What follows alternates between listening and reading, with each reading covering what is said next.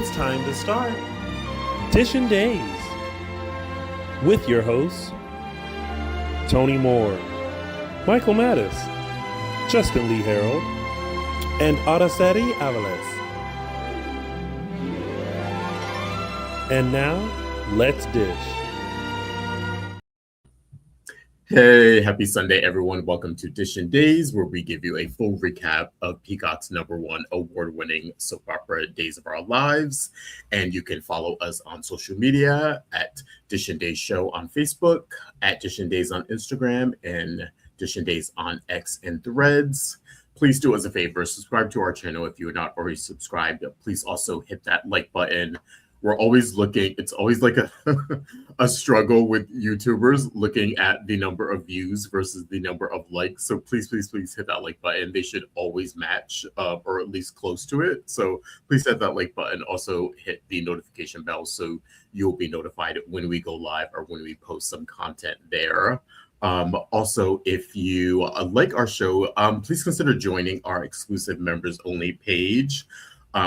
We release some content on there, usually quarterly. We also have our bi-monthly after the dishes that we meet with our fans and kind of just have our own private sort of little dish, no holds bar, unfiltered conversations about Days of Our Lives and some other things that just come up. So it's a lot of fun. Check it out. Members exclusive members page. It's $4.99 mostly. I think there was still a couple places we're still trying to figure out. It may be a couple of bucks. $4.99 you in the US. US. And then convert it for your country, and that's how much it is. We are not responsible for international conversion. Yes, thank you. That's our disclaimer there. So $4.99 from our standpoint. Also, if you are not watching us but are listening to us, please check, or cannot watch us but want to listen to us, please check us out on Apple Podcasts, Spotify, and iHeartRadio. As you're going about your day, doing errands, at work, whatever the case may be, you can check us out there if you can't watch us on YouTube. And I'm going to give a shout out to our former co-host, Mr. James Lott Jr. You can check out his content on JLJ Media on YouTube. He covers the rest of the soap block, General Hospital, Bold and the Beautiful. I always forget, Young and the Restless, and Beyond the Gates. He covers all those plus his original content. So go check him out there. Busy guy. I know. Yes. I look at all that he does, and I'm like, I could never. I could never. I probably have the time to, but I could never. It's a lot. He stays busy over there. So whatever you're into, you will probably find something and that on his channel, whether it's the soap stuff he does. That's on his dating profile, whatever you're into. Probably, yeah. He has exclusive interviews and just sort of lifestyle stuff too on there. So go check that out. JLJ Media on YouTube. And last but not least, sorry. JLJ's my last screen. Yeah, no, my screen is was acting weird. JLJ Media, don't forget, we want to hear you. Please comment below and comment in the chat so we can highlight it. And please keep the chat going. Check it out. It's always lively in the chat. Sometimes the chat is better than not our show, but better than the show for the week.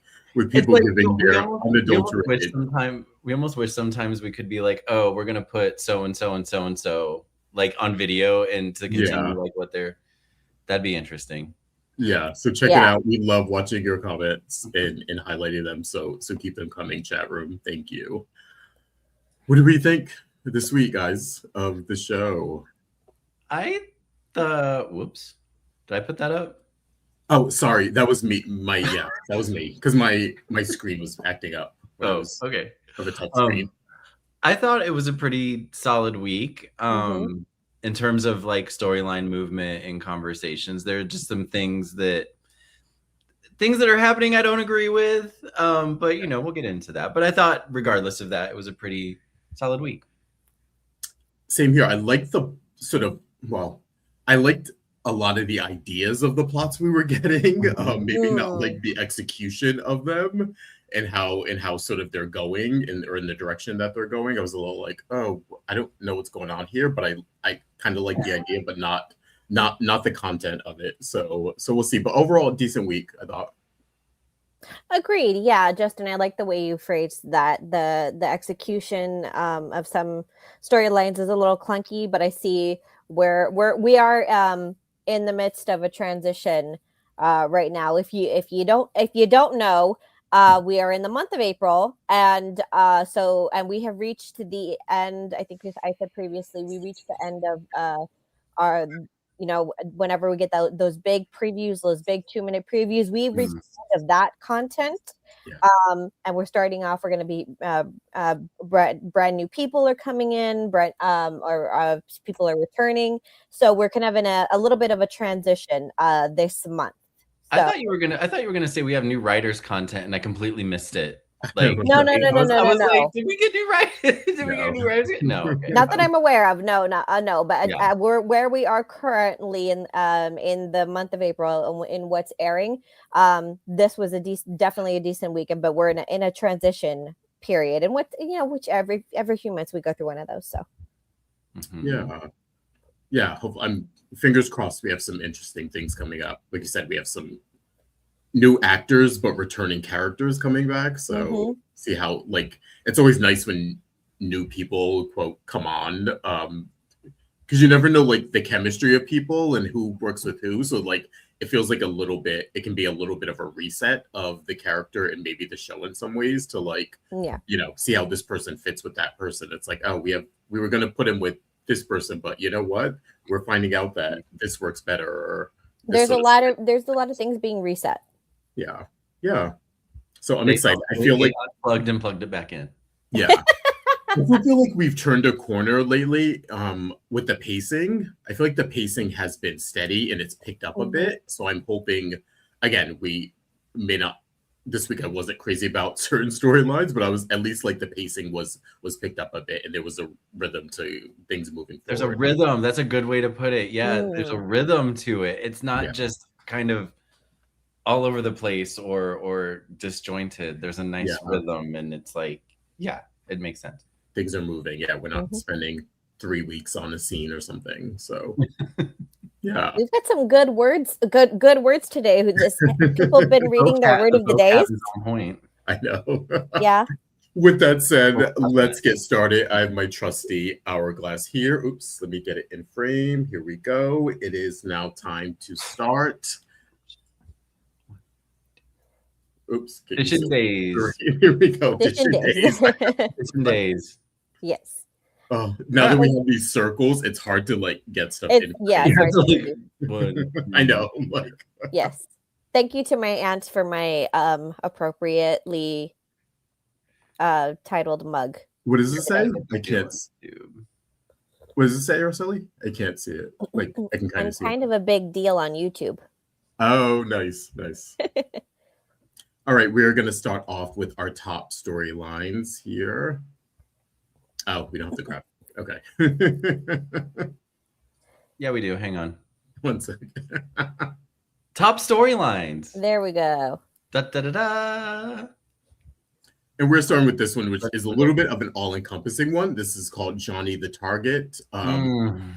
Johnny was the subject of many storylines or involved with many storylines this week. So we're going to start with Johnny, Chanel, and EJ to start. What do we think about this ceasefire sort of warming up to EJ a bit this week? I'm all for it. I think Chanel needed a moment. Yeah. After everything EJ did, especially, let's not forget, he doctored a video to make her look like she may have killed EJ. That was the biggest thing. So she had her reasons for kind of either not wanting to do anything with him or to keep him at arm's length, despite, being married to his son, and maybe Johnny softening a little sooner than she did. And and I don't want to say that, and I don't think that Chanel is like took the bait or whatever, if you want to say that, because when EJ came in and handled the adoption thing, I don't want to say that like, oh, she's just caving to EJ. I think she needed a moment, and now she's past it. Everything's kind of settled on her side of things, pretty much. Like, they have Trey, her and Johnny are pretty much back on track, except for, what may have happened this week.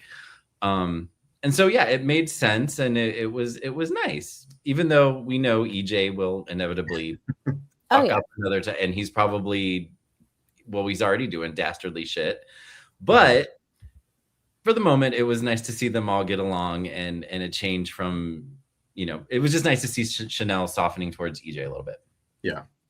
Yeah, I mean, for people who think that she's caving or think that she's naive, I think it's more picking her battles and knowing that cutting someone out of your life only works if you don't live in the same town as them.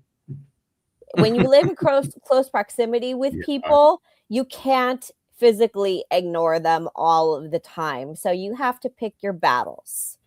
And on the list of priorities of a young wife and a new mother and a business owner, constantly avoiding your father-in-law has to go like on the bottom of the list of priorities. Yeah, I agree with you. I think this is a very like mature, very like realized place for them to come to, especially Chanel. I'm glad they made this turn with her, because I think we've all sort of expressed like frustration with her regarding this storyline in the past, where yes, she has a right to be angry at him. When it comes to Johnny, it came across more like controlling, when we could see that he actually kind of wanted to forgive EJ on his own, or he was softening to him. So I'm glad that Chanel has sort of like got met up with him essentially at that part, or at that point. I do like also the part of like establishing boundaries too. And it's, you don't have to, you can acknowledge we're going to run into him all the time. It's just sometimes easier and stressful not to fight. You know what I mean? Like, it doesn't mean like you don't recognize the person can be up to no good or can be shady. It's like, as long as you don't cross these lines, we can have a relationship and we can be civil. And it reminds me when we were talking about last week, and I was making the point of like how Lexi came to that conclusion sort of before she died. She was in a very good place with her family, and like she had set clear boundaries about what she would do or wouldn't do, but she never cut Stefano or EJ out of her life at that point. It was very much like, I have a portion of my life where they fit into, and I don't let them intersect or impede upon this other part of my life. And I love them, and I like spending time with them, and it works out. So I'm glad that they've come to this conclusion. I think that the shoe is going to drop at some point. I don't know. I don't know if that also is going to look like, because we know EJ, if he's not in something now, he's going to be in something and always be in something. So I hope that when it does drop, it also doesn't go back to point A. You know what I mean? Yeah. Like, I don't want to see a retread of this every time EJ, steps on someone's shoe. It's like they hate him again for 5 months or 6 months, and then they forgive. And then he has another, like, you know what I mean? You have to find like your soft sweet spots essentially with dealing with him. Like, and so I think right now they have a decent one. I can though see Chanel rolling back, we'll say, when it comes out that like he was blackmailing Paulina about the Lexi situation. Oh yeah. Like that's her mom. Oh yeah. I can see her, kind of going backwards a little bit, but that, remains to be seen. Yeah, I was thinking about that too during this. Like, I also thought about that part will be a sticking point for Chanel, but also offset by the part, I think you mentioned this, Araceli, a couple of weeks ago, of like, how much blowback is EJ going to get for this because Lexi is so beloved? Is it going to be like, is it going to raise his profile in a way of like, yeah, you were doing all of this sneaky stuff, you were stealing the power, you were lying to us, blah, blah. But we have Lexi now that you can, this kind of thing. So yeah, it's the one. Lexi's almost the exception to every rule, that you could break. Like, he could break every ethical, moral, legal rule, and then you end with the word Lex. You end with the sentence "Lexi is alive" as the end result, and because of me, what do you do with that? It's a catch-22. Can you be mad at that? Yeah. Yes, you can be mad, and you can be happy about Lexi being back, and be mad at EJ for keeping it, doing what he did. Yeah. You know these people, that's how they'll be. Oh, no. There's definitely complex idea. emotions. Yes. Yeah. But I'm saying it's like it's definitely not all good, all bad, all angry, all right or wrong. This is all gray right now. Yeah. I can imagine there'll be some, at least by certain people, some hand waving of like, yeah, he did that, but we got Lexi back, or isn't it great, or yeah, rolling. Oh, that's just EJ, or Oh, that EJ.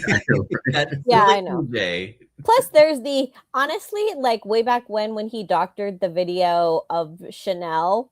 I don't know. Maybe I was in the minority, but I felt like, or maybe because I knew so many of the other things that EJ had done, that just felt like small potatoes. No, I agree. Chanel. I agree. I think I agree with yours. I kind of was like, yeah, that's bad, but I also looked at it as like comical, like, and I believe EJ when he says that it was obvious that people aren't going to know that she did it, so she's sort of like the perfect person to use in a way, and it's wrong to do that to her, but also she's a safe person to do that to. It's like to create reasonable doubt. Yeah, there's no threat that people are actually going to think it was Chanel. Yeah, like the intention was not to frame her for the crime. It was just to create enough reasonable doubt to get her husband off.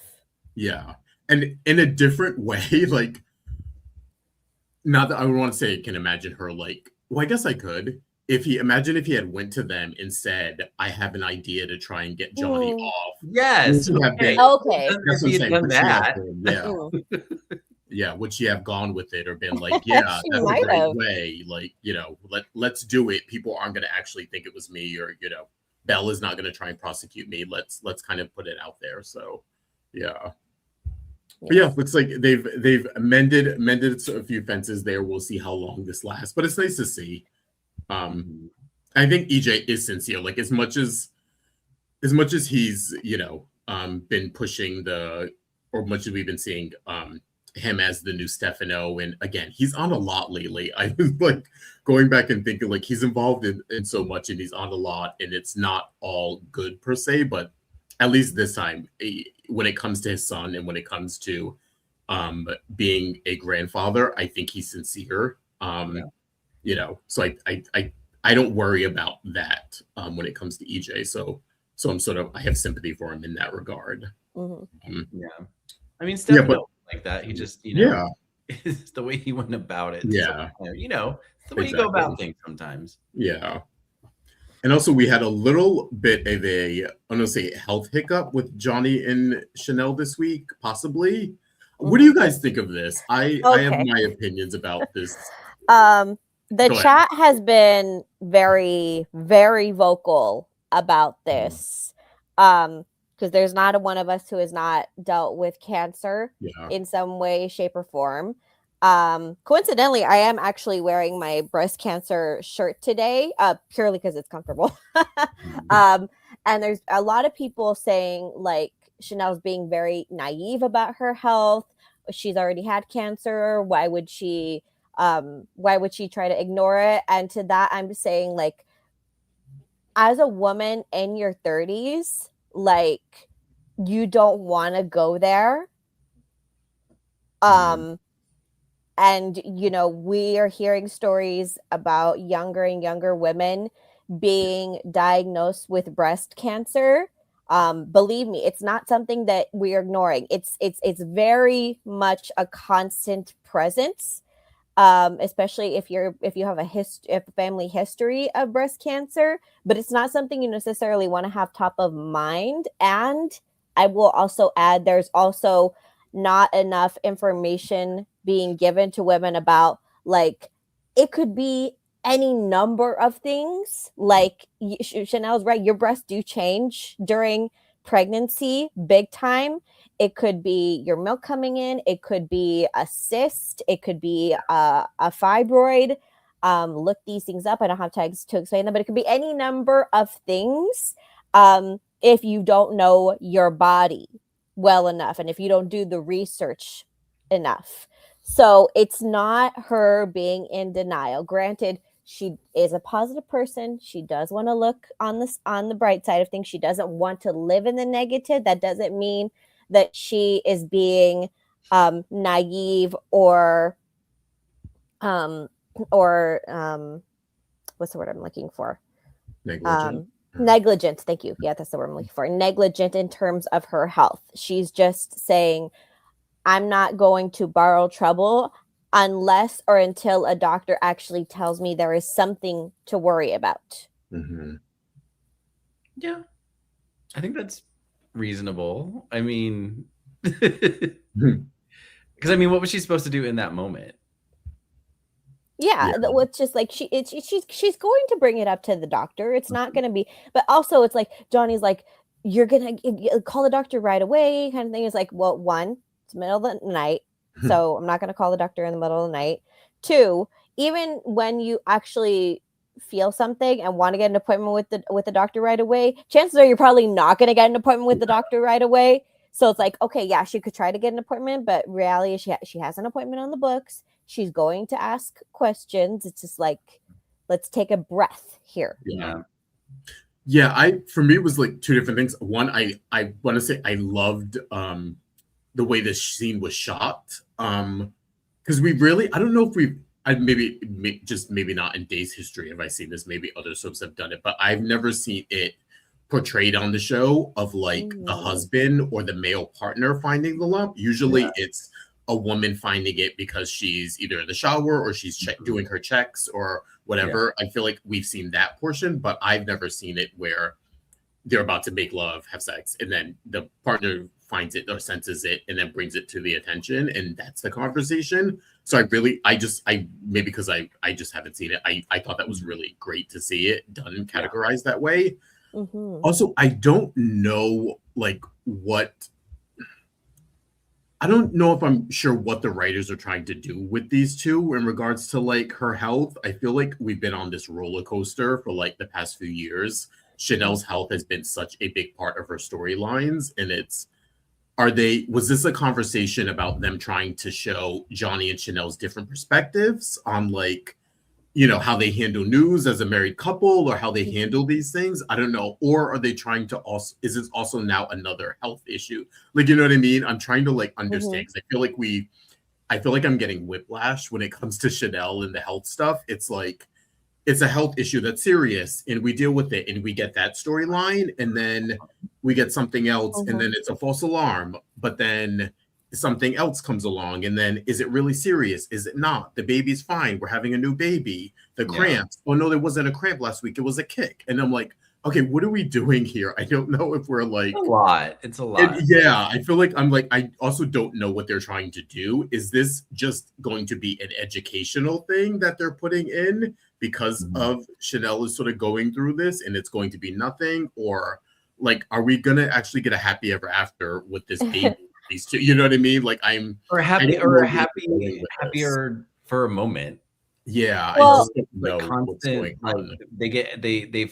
They're finally settled. Like I said earlier, they're finally settled, and I felt a lump in your boob. It's like, okay, now we're back to something. Like, let them just be happy for a minute. Well, I mean, there is the argument to be made that happy couples don't exactly have a long shelf life on soaps. But give them a minute. You can give them, like, there's been times where, like, when John and Marlena got back together years ago, they gave them, like, at least a couple of weeks of happiness before Kristen tried to blow them up again. You know what I mean? I'm or you sure give them we'll a get different that. storyline that isn't about, like, I don't know. I just feel like we've been doing the health stuff with her character for, like, I don't know, 2 or 3 years now. Well, maybe it's not necessarily planned out, but it could be the case that Chanel is just going to be a character that might be dealing with chronic health issues, or might have just an increased genetic, predisposition to cancer. And so it's, that exists. And to have that exist in the soap world, they brought that up. That's been a top storyline on Beyond the Gates as well. That's been brought up already and established. So it's not out of the realm of possibility that we get that. in Chanel, a fairly what you would think would be a healthy young woman in her early 30s. It could be dealing with chronic health issues or a genetic predisposition to certain things that she just needs to be aware of. Yeah. And I think that you're right, Justin. The intimacy of having Johnny find the lump first, I think that was such an underrated, subtle but beautiful thing to showcase, and that knowing your partner's body that well, and knowing when something doesn't feel right, that is like a true level of intimacy that is not brought up with a lot of characters. That it's like, and it puts the onus not solely on Chanel to always realize when something is wrong. It's like, no, Johnny is the husband who is paying attention and knowing when something isn't quite right. Yeah, I was really impressed. Maybe because, like I said, I just haven't seen that portrayed on screen before. I thought it was just... It's literally, Justin, it's literally that scene in the shower. And why are they showing so-and-so in the shower? And then, like... I've seen that moment. Yes. Like, okay, here we go. And I would and not that we're gonna see this. I don't know if they would go that far, but I would argue it works the opposite way as well with women and feeling up their men. Testicular cancer. It's a thing. You got, if you're gonna be that intimate with someone, you have the opportunity to really know and say, I don't think this feels right. Yeah, no, totally. They did that on the American version of Queer as Folk way back in the day. Oh, yeah. They did. That is, They did. That's how the main character discovered he had a testicular cancer. Yeah. Oh, yep. Because it was like, the one night stand was like, you have something going on down there. He was getting head in a club, and the guy that was giving was like, by the way, you have a lump. He happened to be a oncologist or something. Yeah. But I do want to take a moment. There's been a lot of chat. This led to a lot of chat in the chat room about people and their cancer experiences. And I just want to send y'all some love, because that's a bitch to have to deal with, like either directly or indirectly, whether it's, you yourself or a close one, family member, a pet, whoever decided that dogs and cats should get cancer, whoever decided that was idiotic. Whoever decided that anyone should get cancer, actually, you know what? Like, and luckily now, I was just reading, there's some breakthroughs of pancreatic cancer treatment. There's been some recent discoveries about that, but just sending y'all some love, because, it ain't cool. Yes, Annette, especially you, because you're going through treatment as we speak. So, just sending y'all some love. I know that, may not make a whole lot of difference or mean a lot, but we love y'all. We've all been through it in one way or another. I got my first mammogram at 31 because of a family history. Thanks everyone for sharing your stories. All right. Okay, still on Johnny the Target. We're gonna move over to Johnny's had, the thing is, Johnny's had a big week and he doesn't even know it. Yeah, you know what I mean? Like, this next one. Oh, sorry. This next one involves Kristen, Sophia, EJ, Xander, and Marlena. This is sort of Johnny definitely being the target here of a revenge plot that he doesn't even know about yet. That's is the dumb point. As fuck, by the way. This is the point where Michael loses his mind. Oh my God. This was the perplexing one, I think, this week. This wasn't perplexing. It was just dumb. Like, Kristen, you're smarter than this. You can come up with a better plan to get revenge on EJ using Johnny than to just be like, yeah, we're going to kill him. And also, if you're just going to kill somebody, it doesn't need some plan. Like, you know how to kill someone, just kill him. You don't need Sophia. Like, what is this?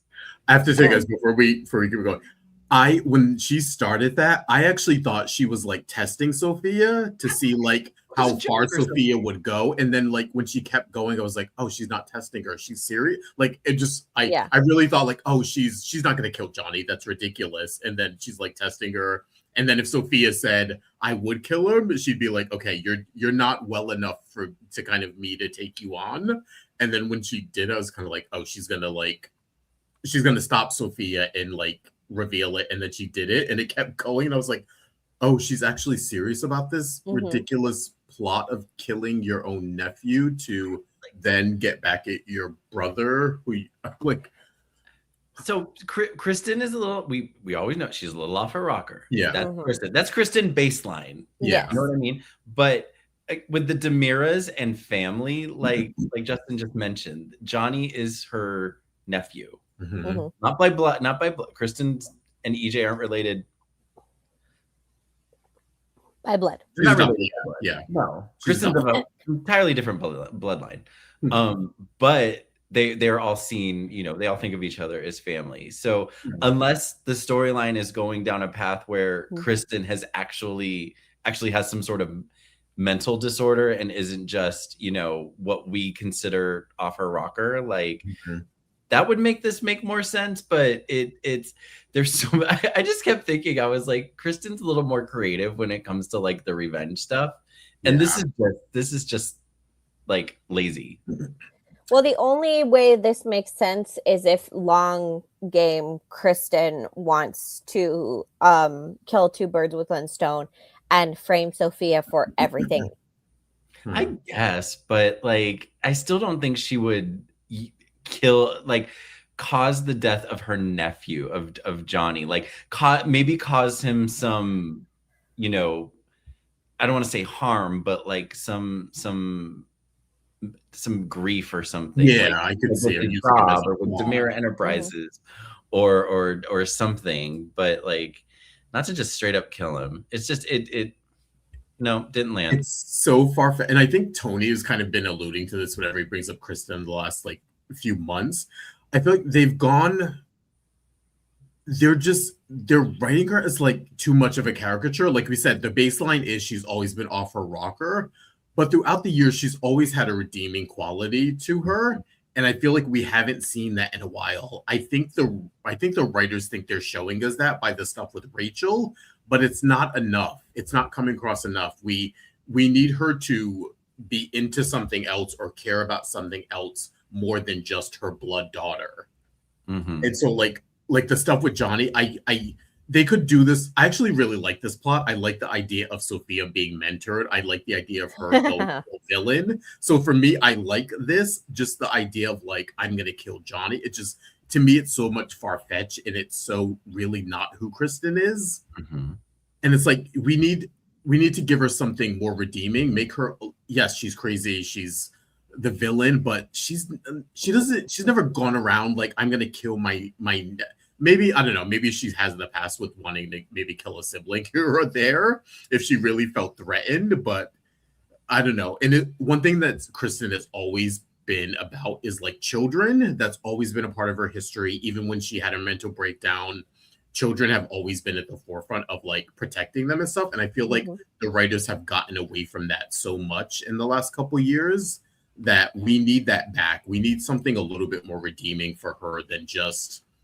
every time someone, you know, steps on my shoe, I want to murder them, or you know what I mean? Like, we need a little bit more balance with this character, and they're not writing it that way. And it's a shame because Stacey will knock anything out of the park, and they're not giving us that.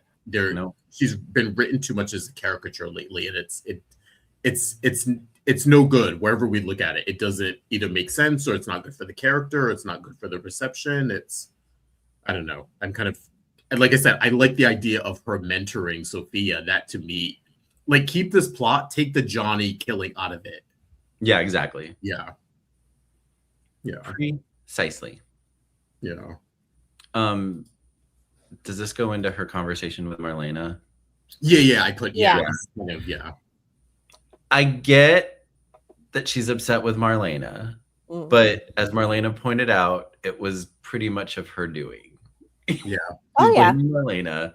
And and again, this is another example, I think, of just like the Kristen's unreasonability being her main personality. Like it's just too much. Yeah, I don't know where they're going. Like, they're gonna plot to kill John. If Johnny doesn't have enough to worry about, it's like, I don't know. This is a little too much. Even the idea of like killing EJ is a little much. I mean, your daughter did shoot the man. Like, yes, he kidnapped your mother. He was never gonna kill your mom, but like that was never gonna happen. Like, I would rather see her trying to destroy him. Because I think at some point we've all seen them go after each other, but they always stop at a certain line when it comes to killing. And so I'd rather see her like, I wish like maybe she was wanted to like take the hospital from him or something. You know what I mean? Like that I feel like more energized about, but we know she's not going to kill him. We know she's not going to kill, or I hope we know she's not going to kill Johnny. Who knows? Considering real life events, who knows if that's going to be, who knows if that'll come to fruition, but who knows? Yeah, but I don't know. To me, like you said, the air in the storyline has been sort of let out for me by this. This is one of the ones I was really excited about, with her and Sophia sort of teaming up and just being villains. I like that, but not in this way. Yep. Yeah. Agreed. And next up, we are still dealing with Johnny, sort of peripherally. This actually was some of my favorite scenes this week. This is the Kate, Maggie, Xander sort of corporate conundrum we find ourselves in. And I think have we officially gotten old Kate back now? Are we almost for this week? We did. Then with the pattern they've been going, we got her 2 episodes this week. We won't see her for another month. Yeah, I was shocked at how hard Kate went at Maggie. I wasn't shocked. I was actually like, oh, this is. I was like eating popcorn. I was like, this is what. More of this, please. Give us more of this. Yeah. I mean, and not that I could I can't disagree with Kate on anything that Maggie is, unfortunately, for this situation, Maggie is very Pollyanna. She is very naive. She's also doesn't have a leg to stand on in terms of, because she doesn't actually have an official capacity at the company, because Xander and Philip are co-CEOs, so she doesn't actually have the power to fire Kate. She could definitely make trouble for Kate, but she doesn't have the power to actually fire Kate or dictate the things that Xander and Kate do in their official roles at the company. And I can't disagree with Kate on, how that she is the best. She and Xander are pretty much the best people to help keep Titan afloat. Yeah. But at the same time, I feel like she just went so hard at Maggie. Yeah. I have to say, I loved it in the sense of like old Kate. Like it was a nice matchup. I didn't necessarily feel bad for Maggie, even though it was like, girl, she was definitely trying. Maggie was struggling there. When she said, "I'm the love of Victor's life," I was like, Maggie, even that's not true. Like, it may not be Kate, but it was always Caroline. Brady would like a word.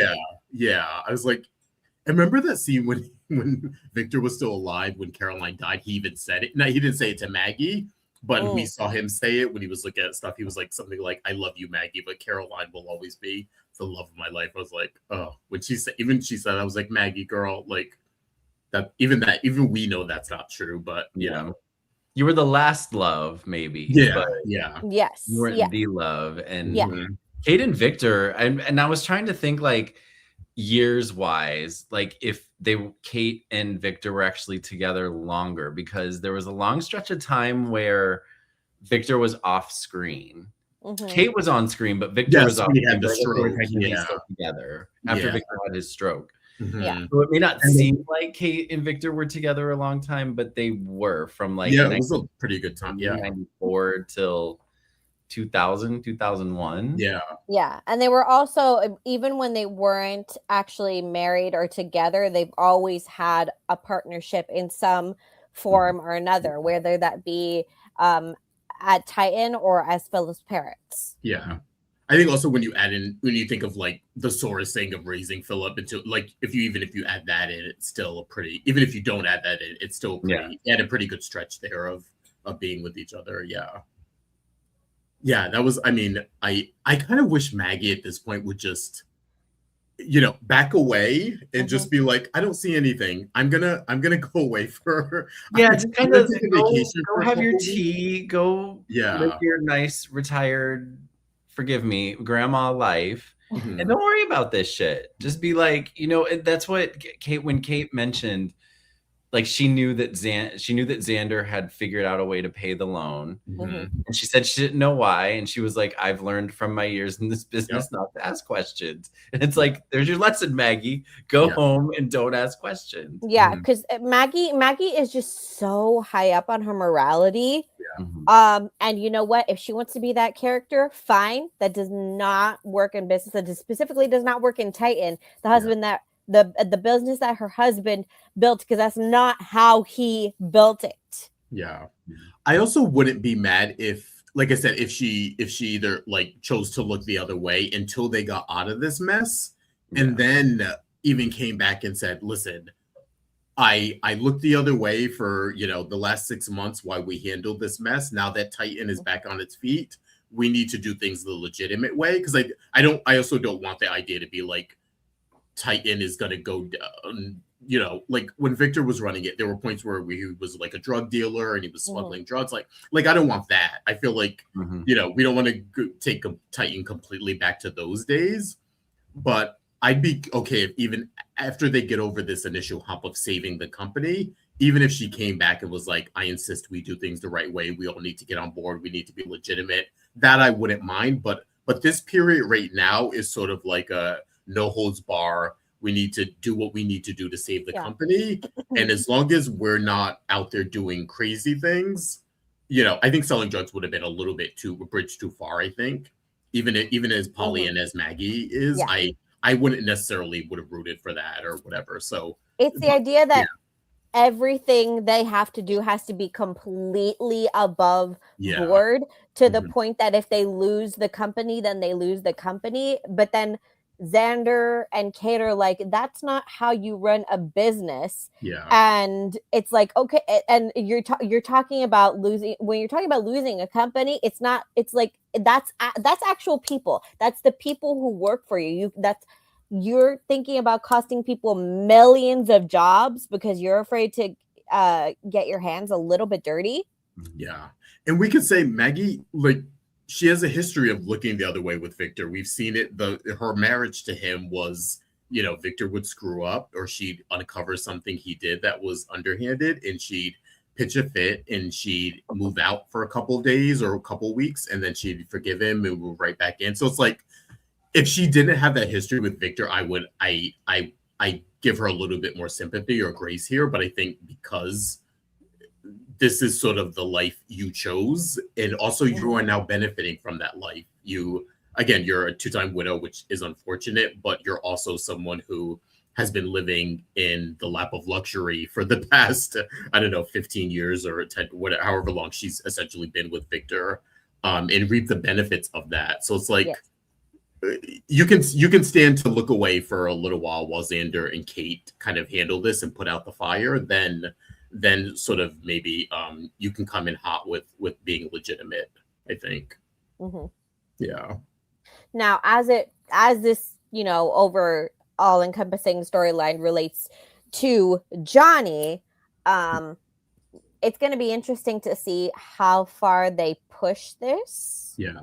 Because they said this week they originally thought Johnny was going to settle.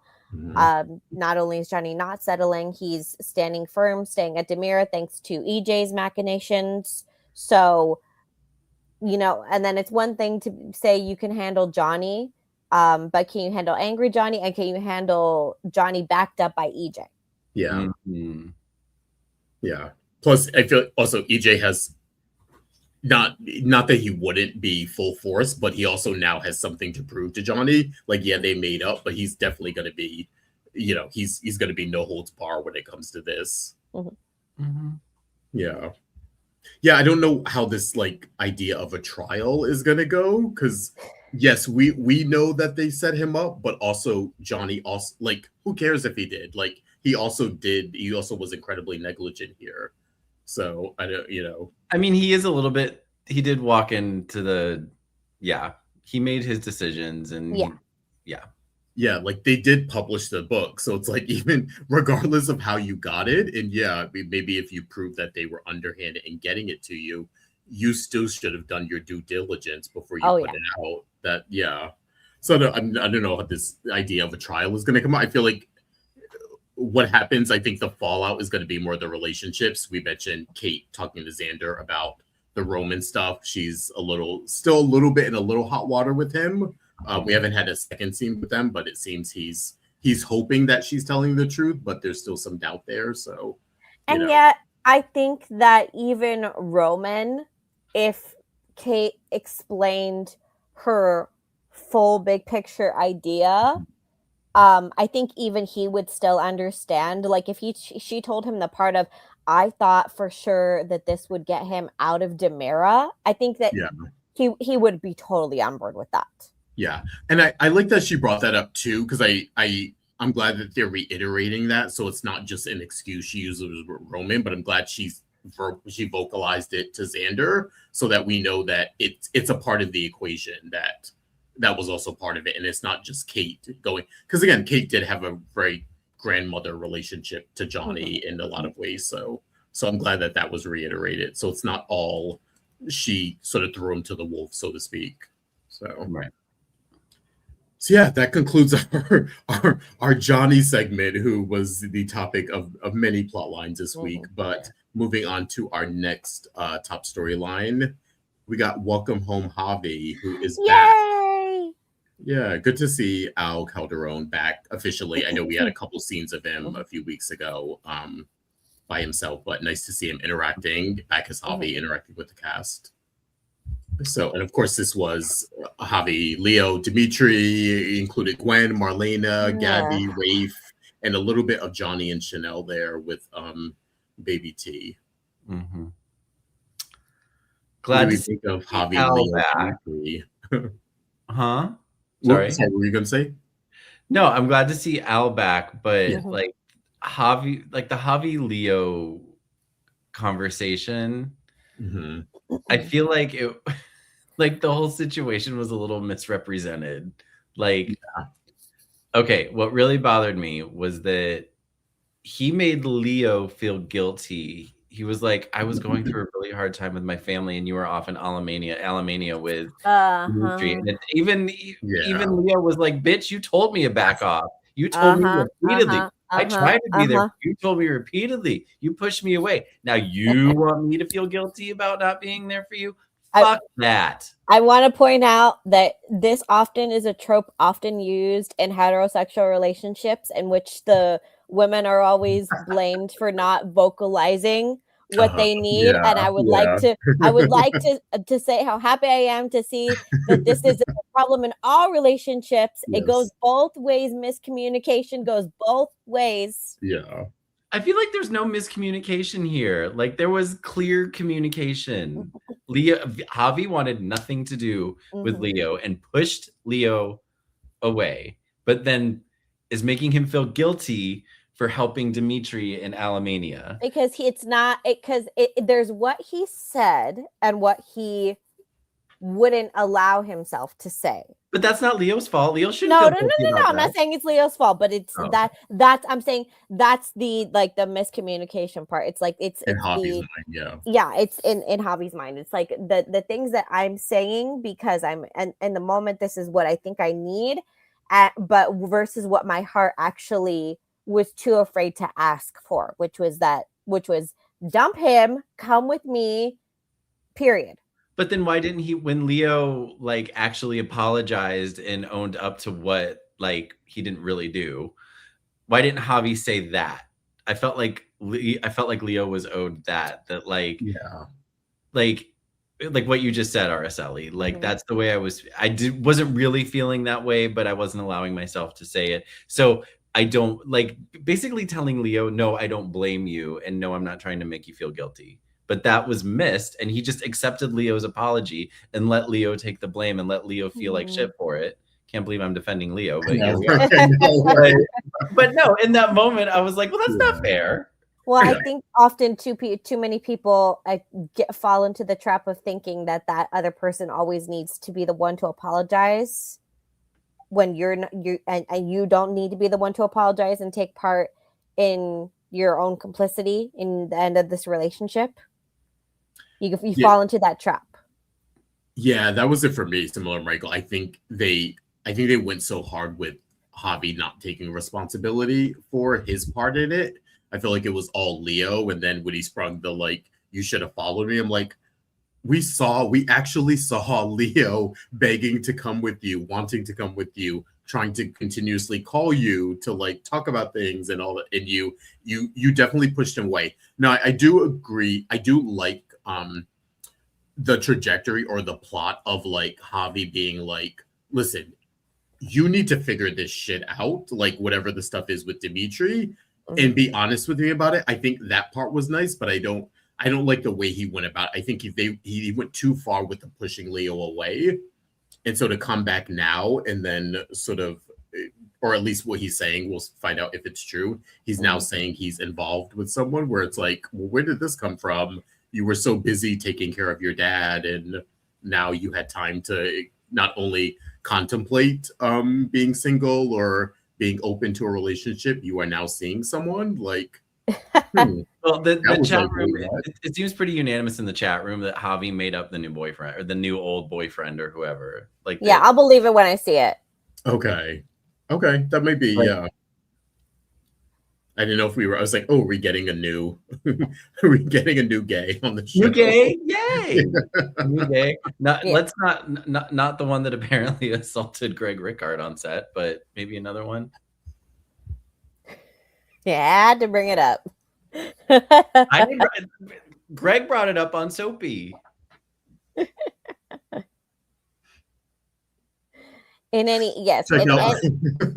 You can check out the Soapy episode with, was it Rob? Not Rob Morrow. It was Melissa Cardigan. Yeah. Oh, Melissa, that's right. Melissa Cardigan. Yes, go check that out for what Michael is alluding to. Greg had an interesting in story. the words of Queen Madonna, whose Confessions 2 comes out July 3rd. Look it up. Yeah, Greg revealed some behind the scenes stuff on that podcast about his interaction with another coworker. So switching gears to a very heartbroken Dimitri. An angry, heartbroken Dimitri. An angry Dimitri and a very heartbroken Dimitri who, did, I guess, I like the nod that Marlena gave to the mustache twirling villain if Dimitri had a mustache. But yeah, we saw that mustache? real hurt come out this week with Gwen. And I am just so damn grateful for the real life friendship and connection between Peter Port and Emily O'Brien, because when those two are together, it's just magic. Yeah, for sure. There's been I've said before that sometimes when I'm watching, I get distracted by my phone, and then something will happen where I'm just like, oh, this is happening. It's happened multiple times with their scenes, the two of them are in, that makes me put my phone down and actually watch. Now, it looks like Dimitri, he had his suitcases, which finally we always see them leaving with suitcases. We never see them coming in town with suitcases. Right. But regardless, it looks like he's leaving. I was like, oh, he's leaving the state? Is he moving back into the mansion? No, apparently he's leaving town. So we may not get more with Dimitri and Gwen, but yeah, if they could have found a way to keep Dimitri in town and do something with them, maybe not regarding the divorce or personal things, but to like keep them kind of together at odds with each other, like, because it was just I don't know how, but yeah, they just like the comfort, like you were saying, maybe it's just the comfort they have with each other, but yeah, They're so great together. Like I said, I even with Greg as Leo, like I just love that trio with them. I think my greatest thing would have been for them to like sit down and be like, listen, we all fucked each other over. We all screwed each other over. Dimitri signed the papers. Let's go back to being best friends who throw shade at everyone in town. Like that's I like their little trio here. And I wish that my fingers crossed we're sort of saying goodbye to Peter Porte. We don't know for how long people seem to love him. And I think people like writing for him, and fans, of course, like seeing him, and we love him. So hopefully he is back very, very soon in a different capacity. I like that he signed the papers. I thought we were going to get another. I was like, oh, please don't drag this out anymore. Even before I knew he was leaving, I was like, just sign the papers. Whatever else happens, like, let's get those papers signed. And it looks like Gwen is... They kind of did this, but not really. They left it open-ended with Dimitri still kind of sort of wanting revenge, but like letting it lie for now. So it's sort of like a detente, a little we're even here kind of a thing. He did sign the papers. Gwen is getting a substantial amount of money, so she'll still be rich, which is nice. I like rich Gwen. Oh yeah. I don't like downtrodden, nanny trying to like. She's not made for it. Things like I like rich Gwen. Yeah, so I'm glad. I like rich Gwen who just chews people up and spits them out and is like power Gwen we'll call her, and because Emily just does it so good. Yes. So that's how we're sort of leaving her, but also a little some actual emotion and regret about the fact that yes, she had him kidnapped and they've been so cantankerous with each other the past couple years, whatever, but there was still love there, especially from her point, and she really was duped. And we got that, and then we, like you said, Araceli, we got the raw emotion of Peter, like I think I mentioned last week, of like this was supposed to be Dimitri, this was supposed to be his life, and then he comes home and is freed from being kidnapped and held against his will, and everything's upside down again, and now this is his life. So I feel like all of that was mixed in there with both of them. So, but I would argue by the same token, even though Gwen has been very busy and is the one that had Dimitri kidnapped and everything, she has been trapped as well by her anger. Oh yeah. She's been trapped in this situation for years now too, by her anger and her hatred. And she has not really been able to move on with her life either. Yes, she's come into money, and yes, she's been up to shenanigans, but she hasn't really moved on with her life.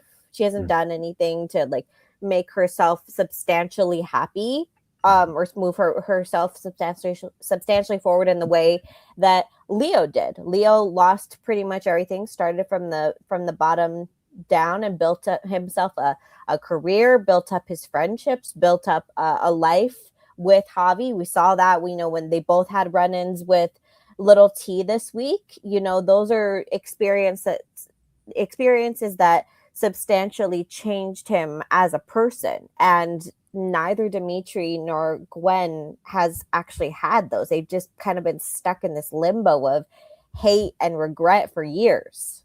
Yeah, that's a good point. Yeah, it's like, what's next for Gwen? Well, I guess they're all sort of, Dimitri's got to find himself and figure that out, and now Leo is now officially single, or so we think, and what's the future going to look like for him? And like you said, Gwen is finally got her divorce, and now what? Is it back to bantering with EJ? Is it, is something else going to come up for her? So something's coming up for her. Oh yeah, I do say on the agenda. I'm loving the hookups with Xander, and that scene when Kristen walks in on them. Or actually, no, Kristen was she the second, or was Theo first? EJ came in first and was okay. Yeah. Kristen came in and wanted an audience for her announcement that she's moving back in. Yeah. And then the one person that they felt like bad about, I know, when she was like, Theo. Stop, was Theo. Yeah, Theo. That was cute. I like that. I'm enjoying just continuing the Gwen conversation. I'm enjoying this little thing that Gwen and Xander have going. I think they're a good match. Yeah. Whether there's longevity there, because he still has feelings for Sarah. Yeah. Yeah, I feel like this week they were trying to make like a separation between them, which I haven't really seen, but they were trying to make it seem like she's in it more than he is. And I think up until this point, we've just sort of seen them having fun with each other. Like Gwen has been busy herself. You know what I mean? Like she's had the stuff with Dimitri. She has this, this brother-sister banter, love-hate thing with EJ going on. Like she's been busy herself. So I didn't necessarily get that. I don't know if they're like prepping us because now Gwen has gotten the Dimitri stuff out of the way, if they're going to imply like she's going to be more clingy to Xander now or something. But it was just when they brought it up, it seemed like, oh, I haven't gotten that. It seems like you both are meeting each other. You're having your hookups. It's familiar. You're having your fun. I haven't seen anything that suggests that she wants him more than he wants her, or she's being clingy or... There was a moment when they were on the couch where Xander brought up seeing Sarah and Brady in the square, and she did get this week, definitely. Yeah. In the past, sorry. Yeah. No, this week we saw, I mean, she's allowed to have that sting a little bit, as long as she doesn't let it control her, as long as she knows the the playing field. That he's not over Sarah. He's probably never going to be over Sarah. But it's allowed to sting a little bit that he's still thinking about her. Mm-hmm. But until she meets someone who catches her eye, who is willing to be all about her, then this is a nice bit of fun in the meantime. Mm-hmm. And keep it that way. I don't want to see like Gwen like go crazy over Xander. Like I don't know. They're portraying her so like we love strong, sort of powerful Gwen, and no, she can't have hiccups. And not like saying she can have hiccups or have an interesting plotline, but like I don't want to see this one again. I don't want to see her being the one who's after Xander and either jealous of the Sarah stuff, even if Sarah's not fully in the picture. She kind of is, kind of isn't. Like I don't know. I feel like I don't want that to be a running theme. Like yes, I do think that Xander is definitely still has feelings for Sarah and is still working on those. I want to see this progress, and even if they don't get together as a couple moving forward, like keep it light with them. You know what I mean? I don't need like crazy obsessive Gwen now. All you know what I mean? Like like Sam Gwen, Sarah. Yeah, like I don't know. I wouldn't want that for Gwen. Like give her something else to do. Like keep the hookups with Xander, but don't turn her back into who she was before when she was kidnapping Sarah and going along with that. And I don't want to see that. No. And I'll put this here. I'll plug this in here because this couple is so damn boring that Justin didn't even feel they needed a place. I know. In today's rundown, Sarah and Brady. I saw them after and I was like, did they do really anything? Have they just been like, I mean, they're kind of getting along more. They sealed the deal last week. Stuff with them. Yeah. They sealed the deal last week, and now they're in like this. They're cute, like they're in this cute, like we're our new relationship phase, and Xander noticed, and that there's been a shift, and blah blah blah. I'm like, okay, look. The consensus among us, among majority of our chat, is that you can make them as cutesy as you want to make them. We're not on board. Boring. I wonder if I feel warmer to them if we like the stuff we've seen the past 2 weeks with them, if we had seen that 5 months ago. Because this has been such a slow burn, and then it's like been amped up, and we're seeing them like go on dates. We're seeing like I do have to say, not crazy about them as a couple, but I did love the scene of them having lunch and just talking and like laughing and telling like those stupid stories. Like I like that. I actually was like, oh, maybe if this had come at a different time, I'd maybe be on board with it. I thought that scene between them was actually fun. It was light. It wasn't about Rachel and her crazy mother. It wasn't about Xander, Sarah's crazy ex who beats up his brother. Like, it was just them two having a fun date night. So I wonder if we had gotten that, maybe if we felt different. maybe we would have felt differently. Yeah, it's cute, except that this is like another one of Brady's cute relationships that he's had in the past where it's like, you really should have just stayed friends with this person. You know what I enjoyed about that scene? Brady's pasta looked really good. It did look good, I will say. Brady's I was like, pasta that looked looks very really good, and I give Eric Martzoff all of the points for actually eating it in the scene, because sometimes you get people with food and they just move it around. Nope, he took a big old bite of that pasta. I would have too. It looked. I know I was craving Italian after I saw that. I was like, oh, maybe Italian. I'm just you said you enjoyed it. I was like, No, it didn't work for you. Get off my screen. It almost felt like forced in a little bit. Like, okay. Oh, they're really trying to sell this cutesy thing, and yeah. Okay. And then when he was like, "Do you mean dessert or dessert?" I was like, "What?" No. I was like, just go and do it. You're like, yeah, you two are middle aged. Go and do it. And like, no need to be cutesy about everything anymore. You're like, hey, want to go fuck? Yeah, okay, great. Yeah, okay, let's go fuck. Anyway, after you had pasta. I know, right? I was like the worst thing. No, it's like, really? Oh, okay. And to cap off this storyline, we actually have a sound off from our favorite girls from Tacoma, Washington. Let's check that out. Got it. Okay, here we go. Hi, I'm Myrtle Hope, and I'm from Tacoma, Washington, and my rant is about Javi. I don't really get this storyline with Javi, with him coming back with having another boyfriend, because to me, he got so mad at Leo potentially having feelings for Dimitri, but now he's actively having feelings for someone else, even though Leo was willing to choose him. And for all the stuff we have to watch 5 months just to unfold and get a boring ending, this were just randomly told, it doesn't really make sense to me. Thank you. You're welcome, Myrtle, and I agree. I agreed. And correct me if I'm wrong. Did you get okay? So Javi was saying the new boyfriend is in Salem because he's at the firehouse, right? I was confused about which firehouse he was referring to.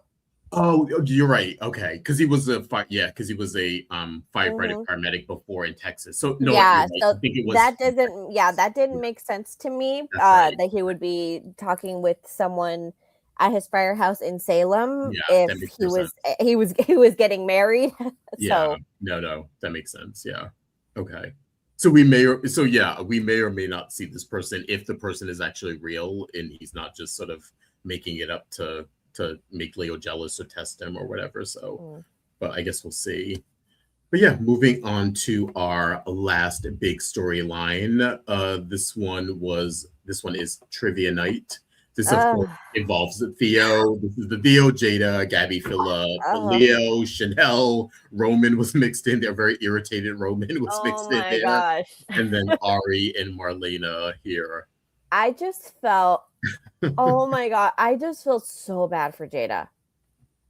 I just felt so bad for Jada because like from the second she walked in the door, I'm like, girl, you gotta just call this relationship, or at least call this night is not gonna work, because it's just like Jada is just so impressive and she works so hard and she barely gets a night off and she gets all dolled up to go and have fun with friends. Yeah, she did look good. Yeah, and have a good time.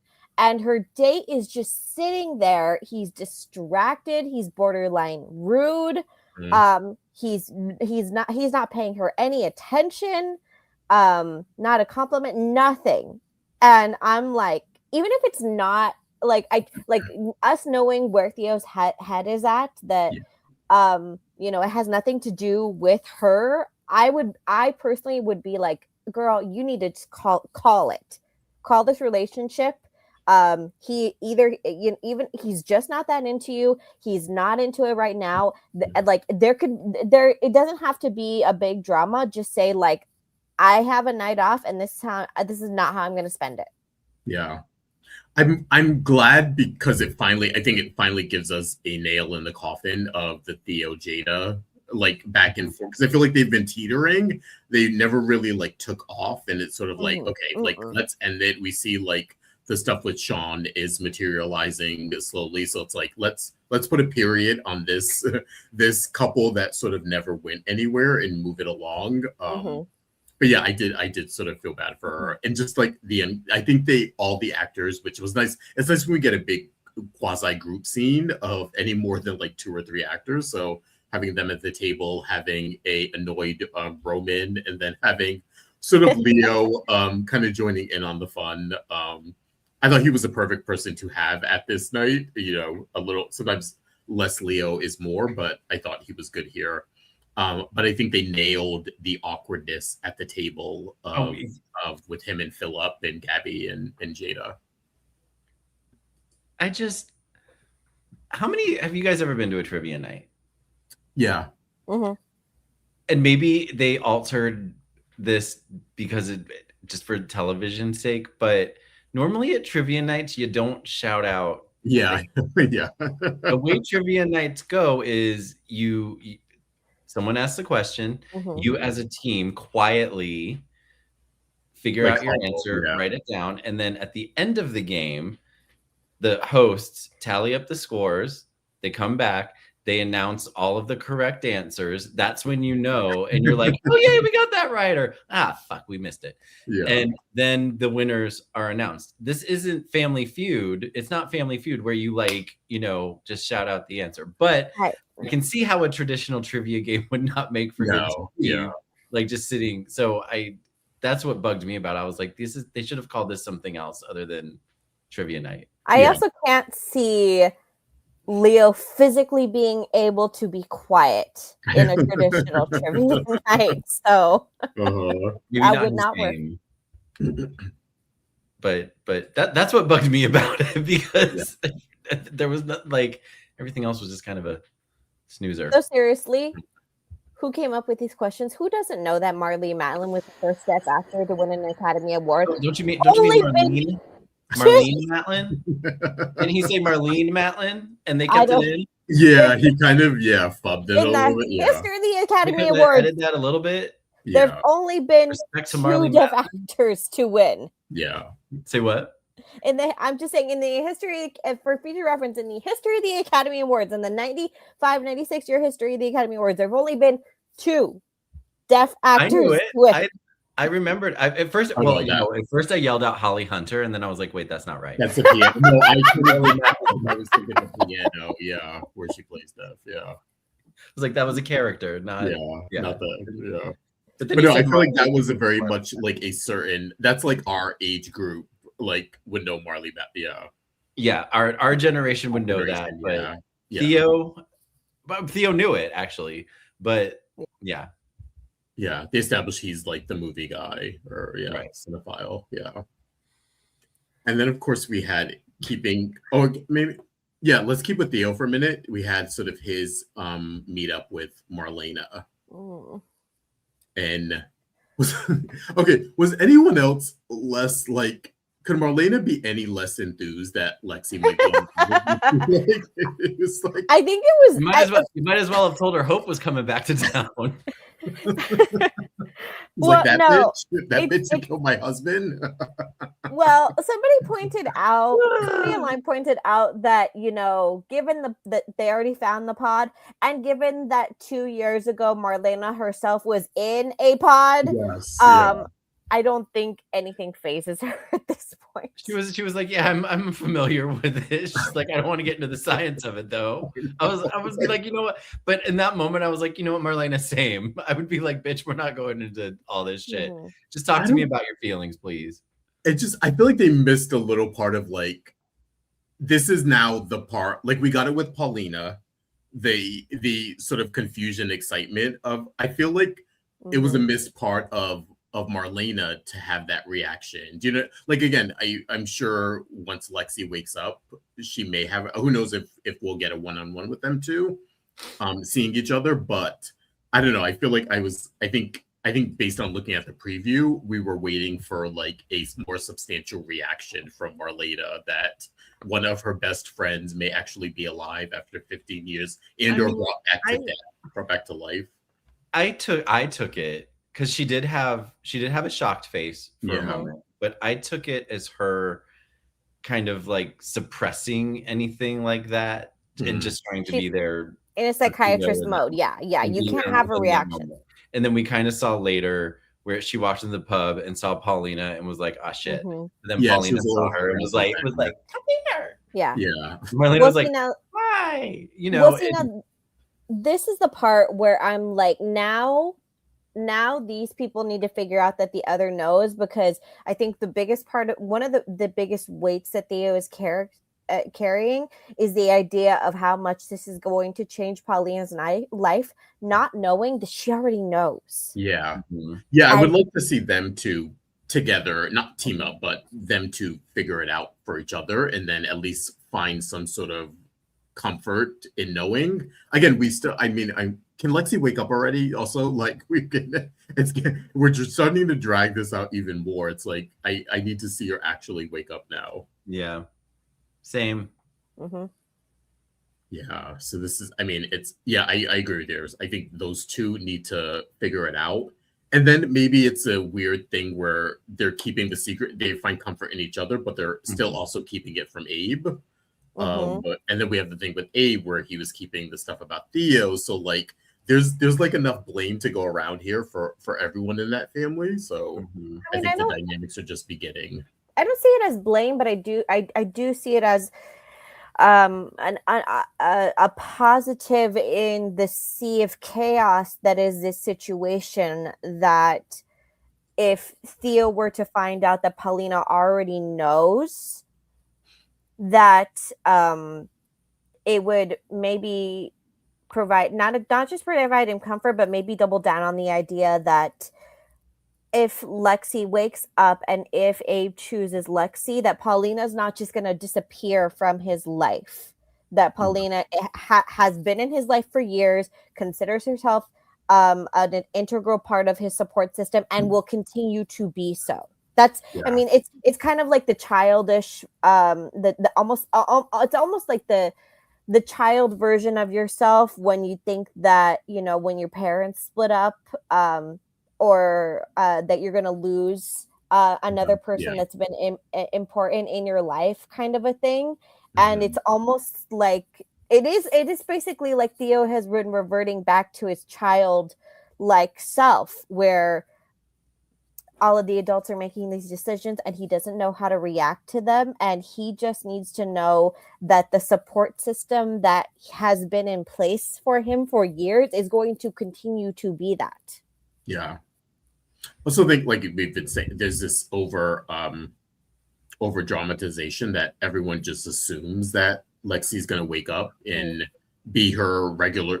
Was it someone this week talked about that, or like the idea that Lexi does wake up? Who's to say she's? Theo talked about that. Yeah. Which I'm glad he brought up too. Of like, everyone I think thinks she's gonna wake up and be her 2014 self and just like be like, "Where's my husband?" And like Abe's just gonna look at her and be like, "Lexi, you're back. See ya, Paulina. Get your shit and get out." Like, you know what I mean? I think they're over dramatizing. What's the word? They're overestimating this idea that like everything's just going to go back to the way it was, and then Paulina is going to be kicked to the curb. It's like, I think these things are, as we've seen, these things are so much more complicated. Even if Abe and Lexi do end up eventually back together, this is, I'm assuming, going to be a long process, considering the people who are involved.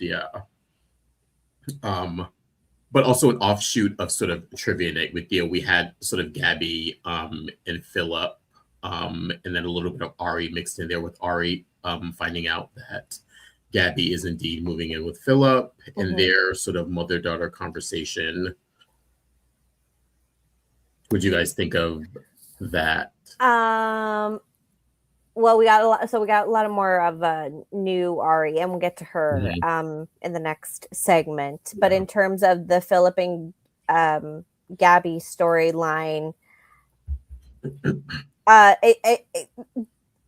I don't approve of this crush that Theo has on Gabby for a lot of reasons. I just don't think it's appropriate. But it's just one of a long list of reasons that Jada and needs to call it with Theo. It's he's just not that into you for a lot of reasons that have absolutely nothing to do with you, girl.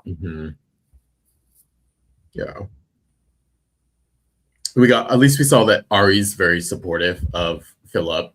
Or Gabby and Philip, and she gave her some pointers about living in the Kiriakis mansion, which was a nice callback to her time living there over the years with Will and Sonny. And it's kind of interesting. I mean, it's interesting to see Ari have a take on her mother's relationships.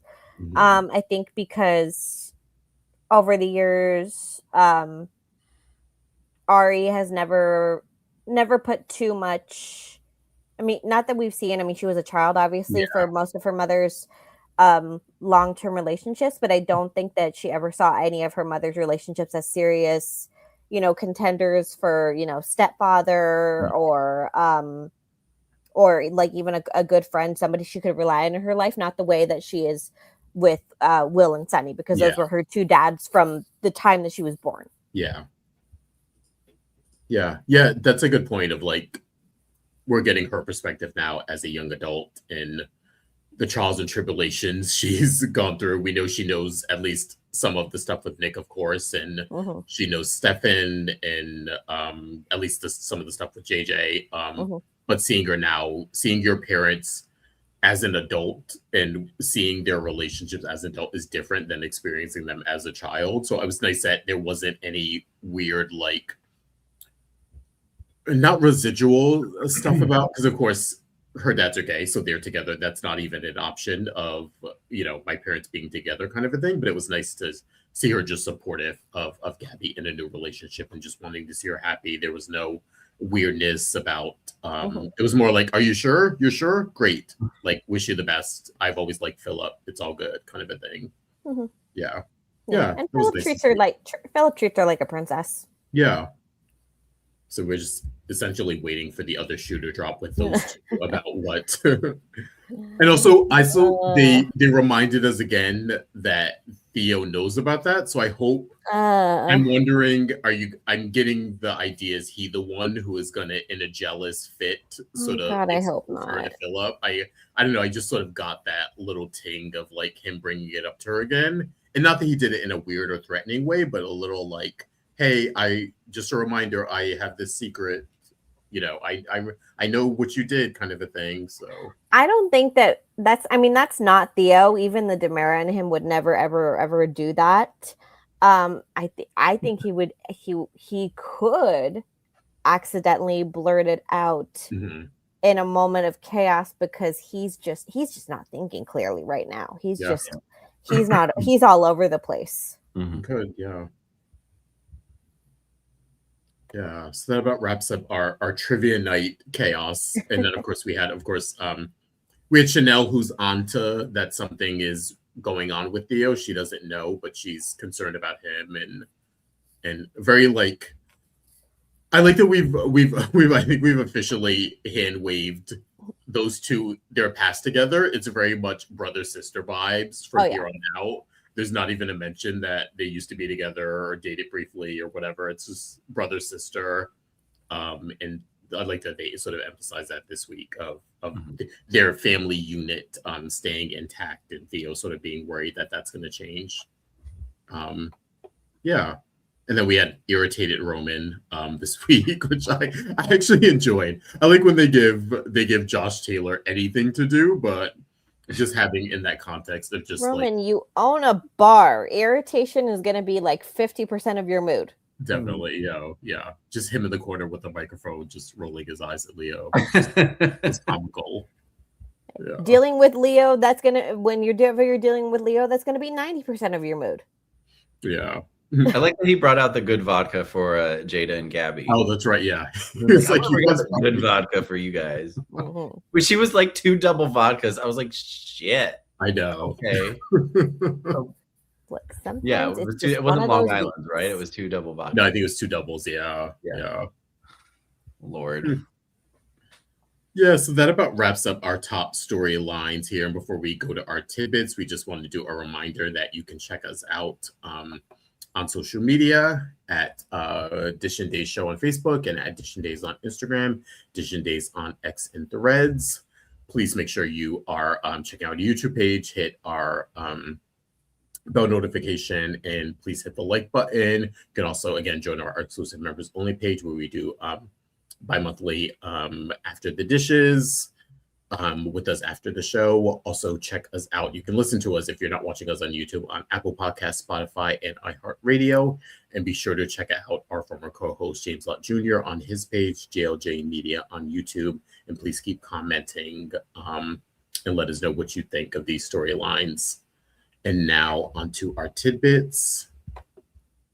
And the first one we are starting with is book party. This, of course, was Bonnie, Julie, and a little bit of Ari and Liam thrown in the mix here. Womp womp. Yeah.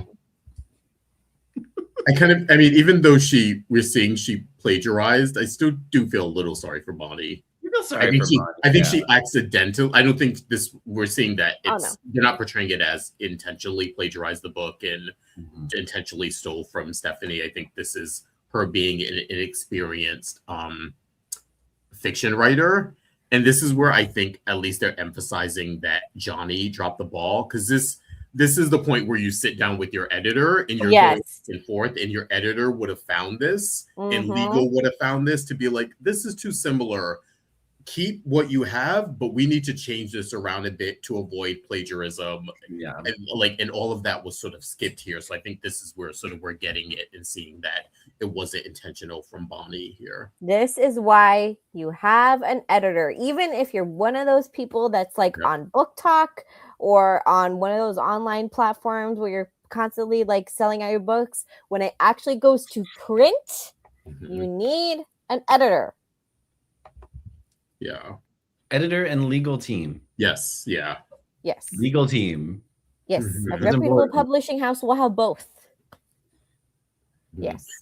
I will say there was a point where I will say I slipped up and forgot she was Bonnie for a second with the Ari stuff.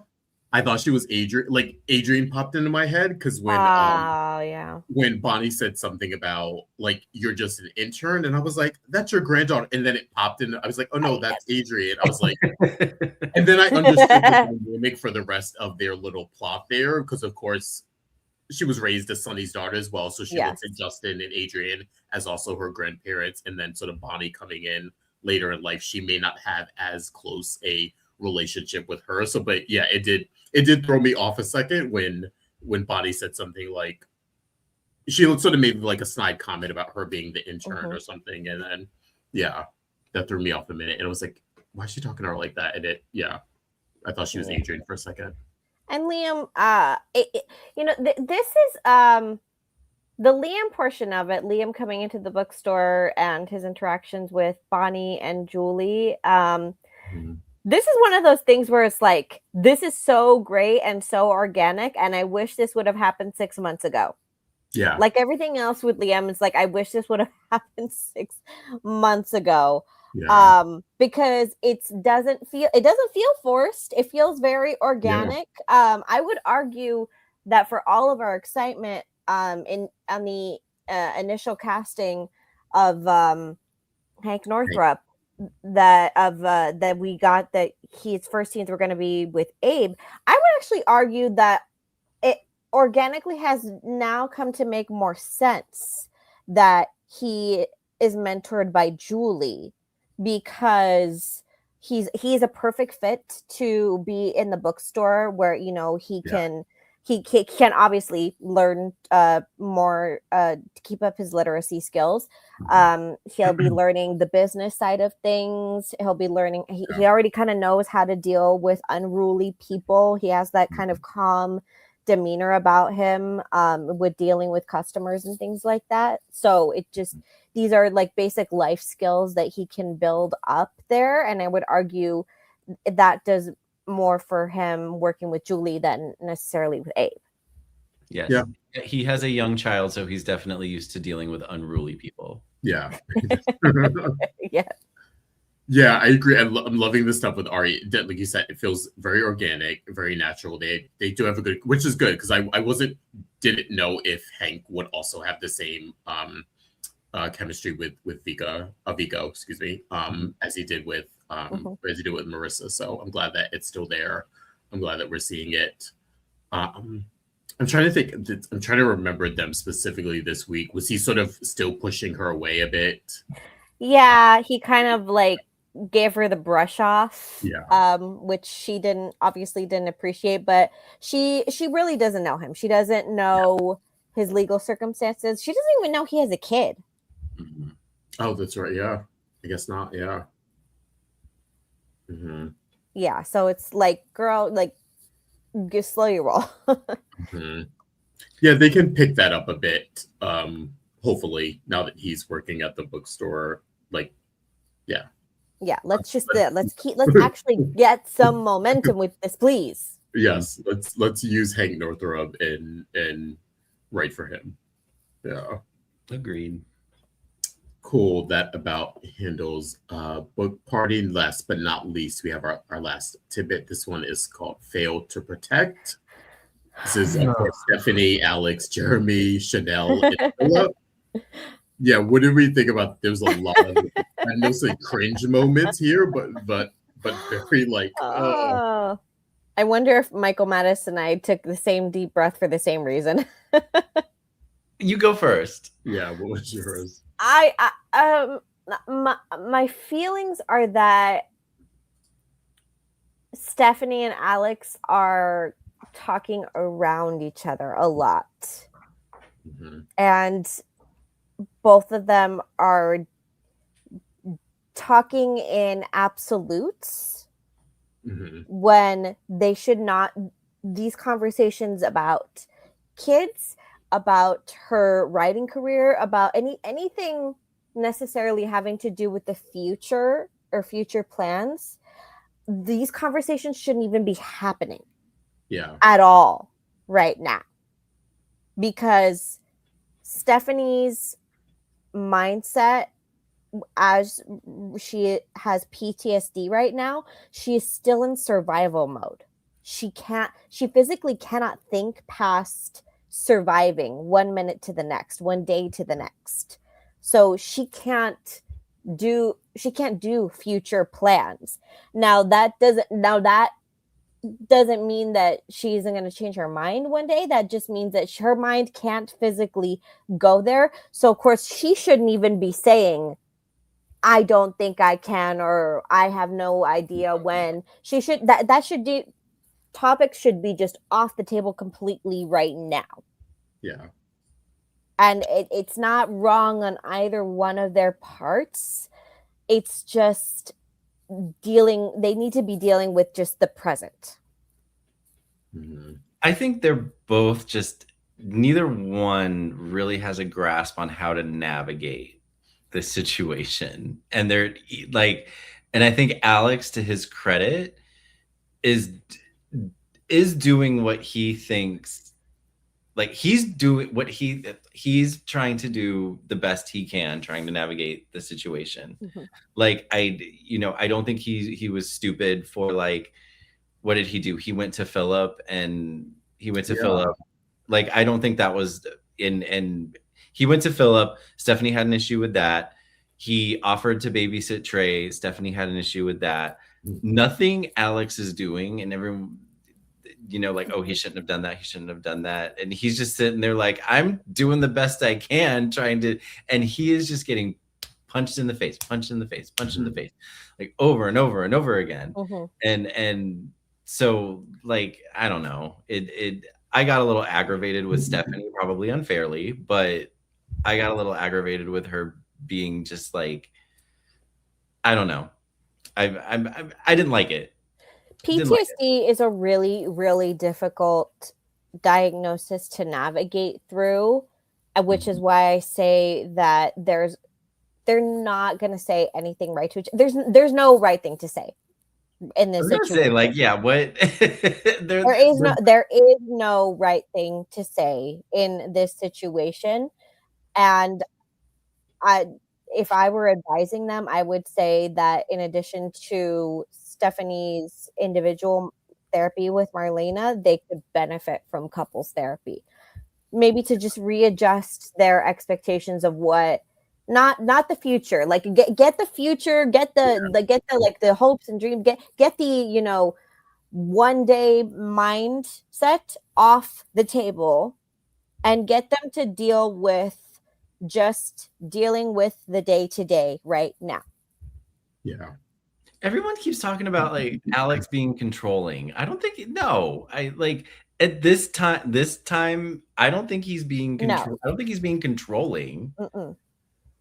No. I honestly think like his heart is his heart is in the right place. Yeah. It's just he's not doing it right, but his heart is in the right place. If Alex was being controlling, when he saw Stephanie hugging Jeremy in the square, he would have walked right into that situation and made it about himself. He was turning around because in that moment he realized that Stephanie was able to talk to Jeremy and get some comfort from Jeremy, and he wanted that for her. He just wants to know how he can help too. Mm-hmm. Yeah. He's great. Is he happy about it? No, but he knows that maybe Jeremy can give her a level of comfort that he can't. He just wants to know how he can help also. Yeah, the Philip stuff, I actually was surprised that angered her, and I didn't even think anything of Alex doing that, just because I feel like he's been involved in this whole journey, like the writing journey with her. So I didn't look at it as him invading on her business.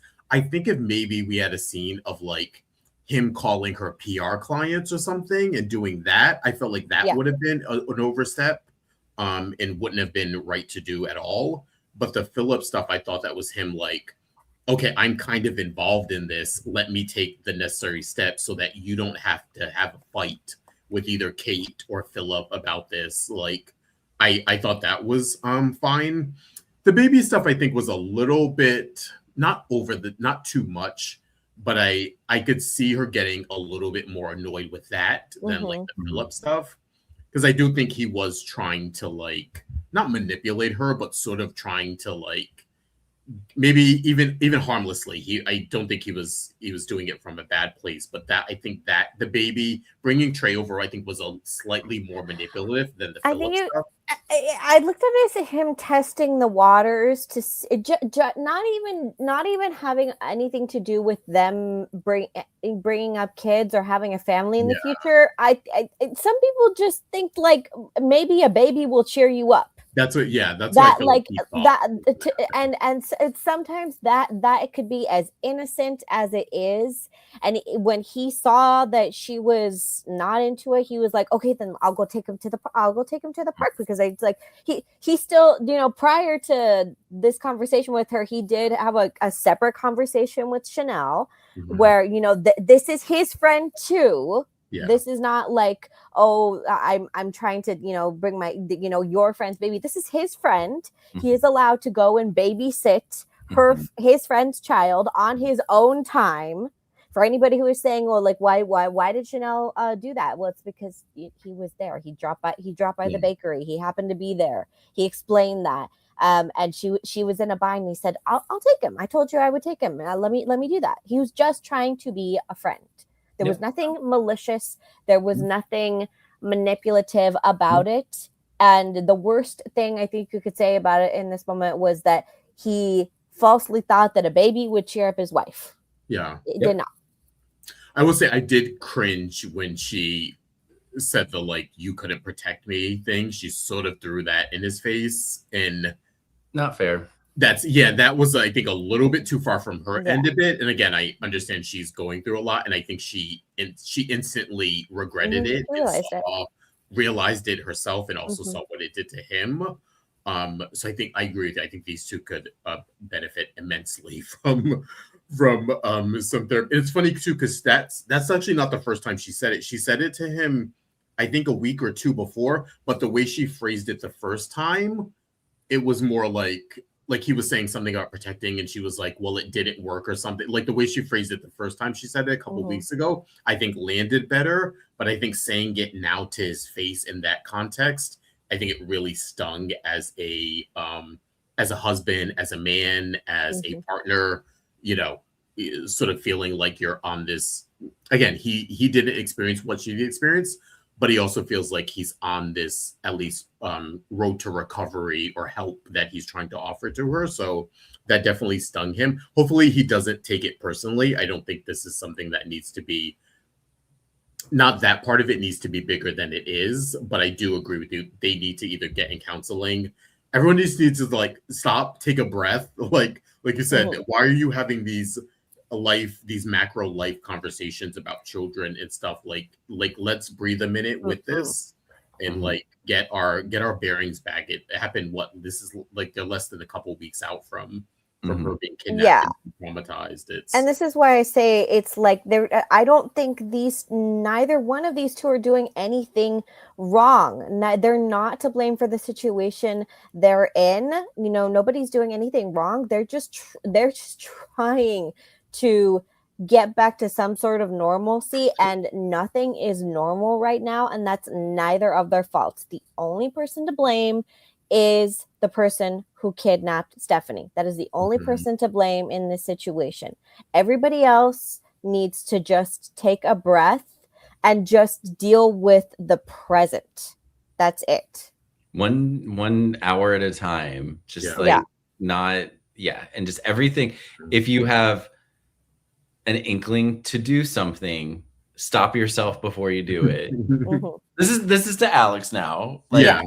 like whose intentions are good, Yeah. but like the next time you think, oh, this will help Stephanie, just take a step and be like, just don't do it. Yeah. Yeah. Just No, don't. but no, and he's even asking, you know, what can I do? What can I do? It's like this is the point where if she doesn't know, then maybe doing, if you can't do anything, just do nothing. Yeah, Yeah. exactly. Just let it, and it Yeah. needs to just simmer and Offer support. Yeah.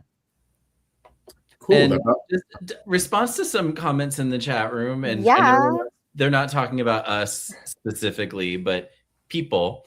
I will defend somebody, man, woman, old, young, if I think their intentions are good. Yes. We do not, or at least I do not target based on attractiveness or anything like that. So I think Alex's intentions are good, and that's why I was defending him. The same way I defended Chanel's actions when she was anti EJ. Thank you. When she was anti EJ. So I am an equal opportunity defender when I feel yes. And You know I what? am an equal opportunity shifter when I feel someone's pulling some shit. So yes, you know what we don't abide by on this show? Hypocrites. Except I'm sure we have all said, I'm sure I've said hypocritical shit before. Oh, where I've said something yeah. one week and the other week. Yeah, but we don't. Yeah, but what we don't do is defend. But we take into consideration malicious intent. I think that's what makes this storyline interesting, and I'm actually not glad that's happening in this war in terms of subject matter, but I am glad that they're getting kind of something meaty for their relationship. I think we saw sort of not the fluff stuff, but we saw sort of them getting together and having difficulty with reconciling their past before and coming together. Then we had the stuff with Kayla being dead, not dead, and they came over that hurdle. It's like, okay, now they're married. We can give them something a little bit more meatier to kind of sink their teeth into. And like we've been saying, there's no bad guy in this situation yet. I think Jeremy may teeter very soon into that territory, but in terms of Alex and Stephanie, there's no bad guy. I think this is what we wanted. We always say like again, it could turn out to be an interloper situation, maybe down the line. But for right now, it's nice to see a couple deal with a real life issue without it being about a third party coming in or an affair. Until next week. Yeah, we'll see. We have a couple more weeks with Jeremy. Maybe his final swan song is to break these two up. We'll see if how dastardly he gets or mustache. He's gonna see what happens, and he's gonna be like, you know what? I need to leave. Yeah, I don't want. He's gonna be like, no, I can't. Yeah, I'm going back to New York. Bye. I've had enough drama in the 6 months I've been home or whatever. But yeah, but before we conclude this, we have, of course, before we get to our segments, we have our member segments wrapping off or tying up this week on days. We're going to start with Jen's highlights. Hi, Jen. Let's see what you have to say this week.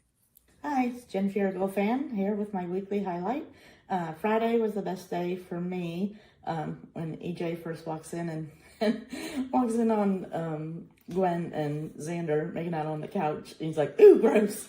I mean, Dan just has his best facial expressions. So funny. And then later when Kristen comes in and they're bickering and Gwen says something about needing popcorn, they're all just so hilarious together.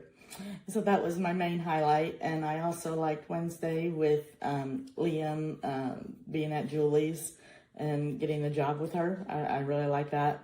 And I like seeing him with Ari. It looks like Vico and Hank have good chemistry, just like he and Marissa did. So I'm really going to like them.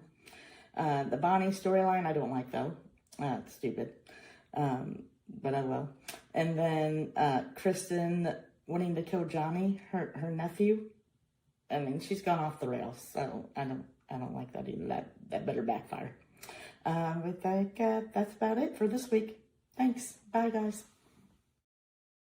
I like how she wore a shirt that represented what she was saying. There wasn't enough Dan Fiergo on the wall. Yes, we need. There's a fully thought out segment right there. Mm-hmm. Love it. Thanks, Jen. Love it, of course. Next up, we have the thumbs up, thumbs down with Debbie. This is Debbie with this week's Thumbs Up, Thumbs Down. Thumbs up to Emily O'Brien and Peter Porte. Your scene where you confronted each other about the divorce was chef's kiss. You all were great in that scene. And Peter, we're going to miss you. You both were great in this week. And I just want to say you did a great job. And thumbs down to Leo, to quote Theo, shut up, mind your own business. I wish that concussion had made you lose your voice. That's it. Bye. Okay. Damn. Michael, did you team up with Debbie on this one? You and Debbie converse about this. Mind your business. Thanks, Debbie. And then, of course, last but not least, we have a scorecard with Christian Me World. Let me start this scorecard by giving Javi a fantastic, fabulous F on his scorecard this week. Talk about full-blown diva energy. He ran out of Salem, went off on Leo like, you need to decide who's in your heart. And then he finally decided you're the only one for him, and you were like, yeah, I moved on. Sorry, not sorry. You know, at this point, I won't be mad if Leo switched teams this year and starts dating Kat or Gwen. EJ, he went from A tier to C tier on his scorecard. He should have thought about a backup job for Theo at DiMera while Lexi is recovering. Now he had him from spiraling to blabbing to Marlena about Lexi. So yeah, now we got Gwen, Paulina, Theo, and Marlena knowing about Lexi. And finally, Kate! She gets an S tier score for that spectacular line that defined her entire badass self when Maggie was like, I'm Victor's widow. She roasted her ass like, I gave him heat, Maggie. And I gave him a son. What did you give him?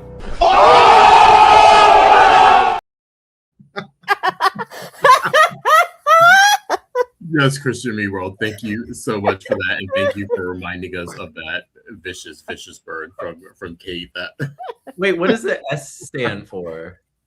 Satisfactory, maybe. I'm guessing. Oh. Yeah, I'm guessing. Christian, are you in the chat? Can you talk? Yeah, what is it? I was expecting an A, and just like, oh, she got an S. I'm like, what is it? Yeah. Oh, God. Fabulous. Yeah. Yes, and that was our segments for our members. Now we are going to move on to our segments, and we are going to start with.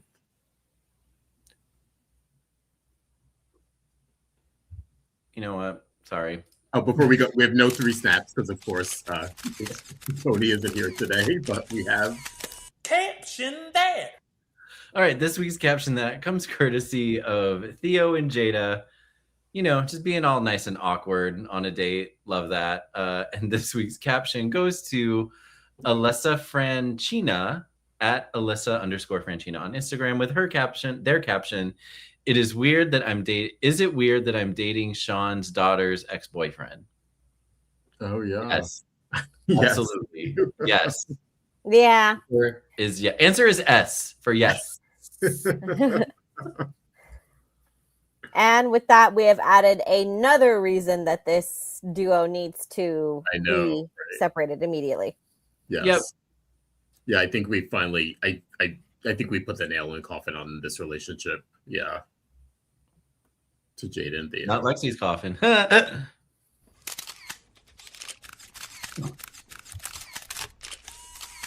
Caption that. And next up we have Those were the days. already one. I'm taking you back to April 14th, 1983, when Christian Alfonso debuted as a 18-year-old Hope Brady, just coming back from boarding school. And this is sort of the Hope era. If you weren't watching then, Hope and Bo had a very much she was sort of the kind of spoiled princess, rich princess.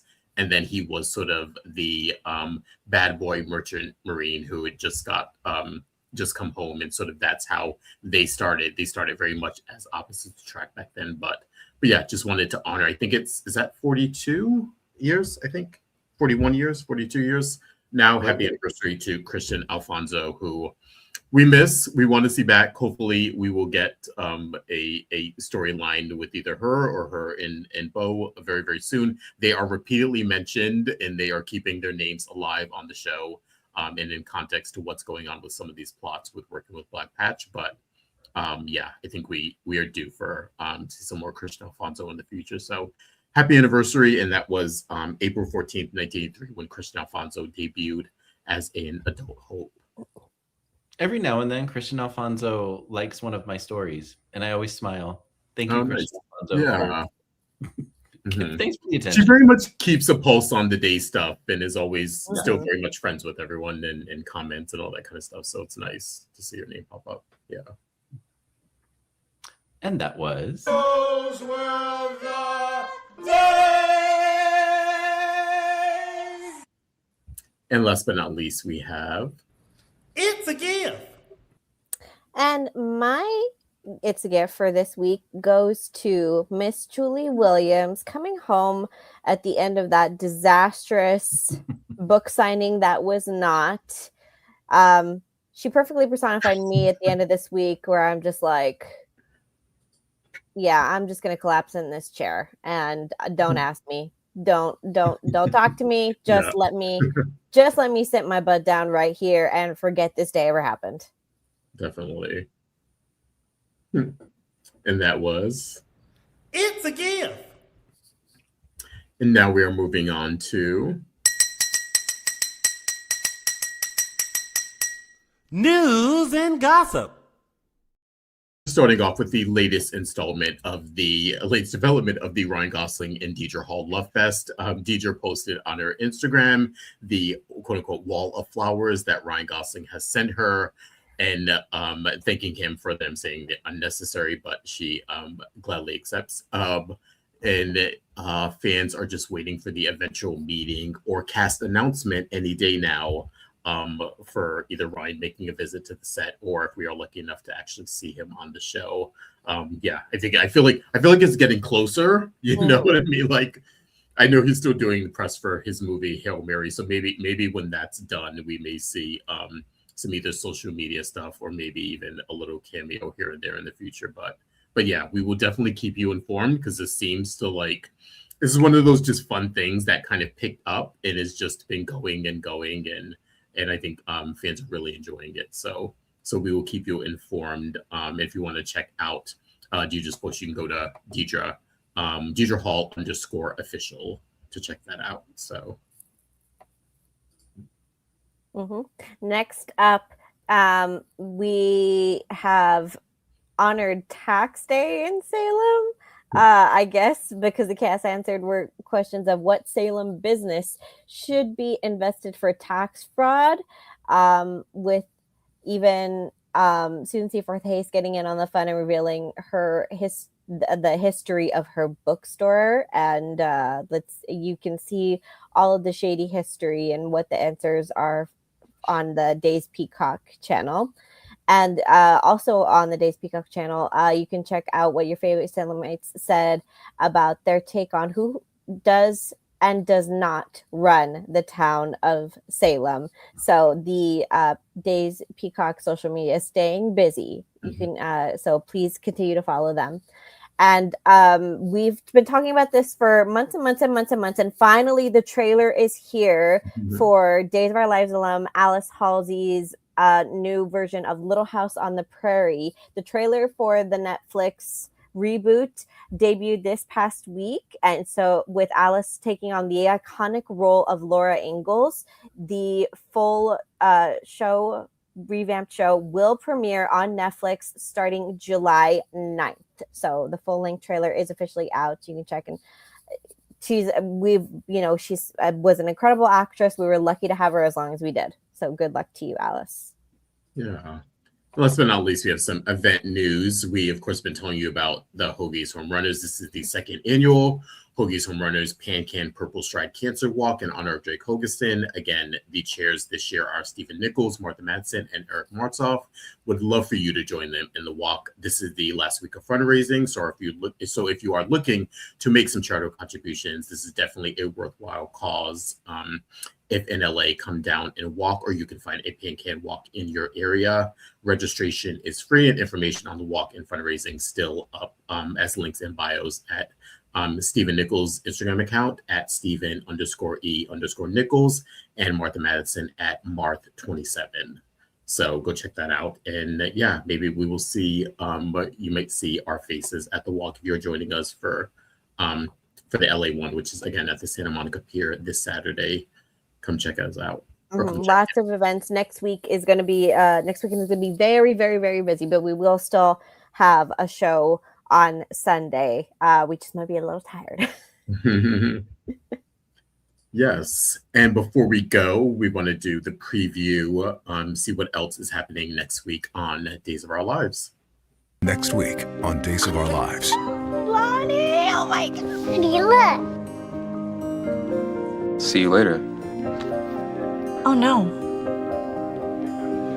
You lived under the same roof as EJ for months and certainly spent time in that dungeon of dubious science. What do you know? I need to get a mammogram scheduled as soon as possible. This gets done tomorrow. No emotion, no mess. That was fast, baby. Would you forget your keys? Well, so everyone is coming home. And that's why, even though we were going to be a little tired next week, we will be back next Sunday because there's a lot happening. Yes. We see in the previews, we got our returning cast member and new cast member coming back or showing up. So yeah, can't wait that we've been talking about it for, as Tony likes to say, for 5 years or at least 11 months. So yeah. Before we go, where can we find you, Mr. Michael Mattis? You can find me on Instagram and X at MLMattis and at MLMImagesLA. You can find me on Instagram at Justin Lee Hareld. Araceli, where can we find you? You can find me on Instagram and Twitter at Tia323Araceli. You can follow Tony everywhere on all social medias at Lounging with Tony. And you can find us, Dishin Days, on Dishin Days shows on Facebook, at Dishin Days on Instagram, and Dishin Days on X and Threads.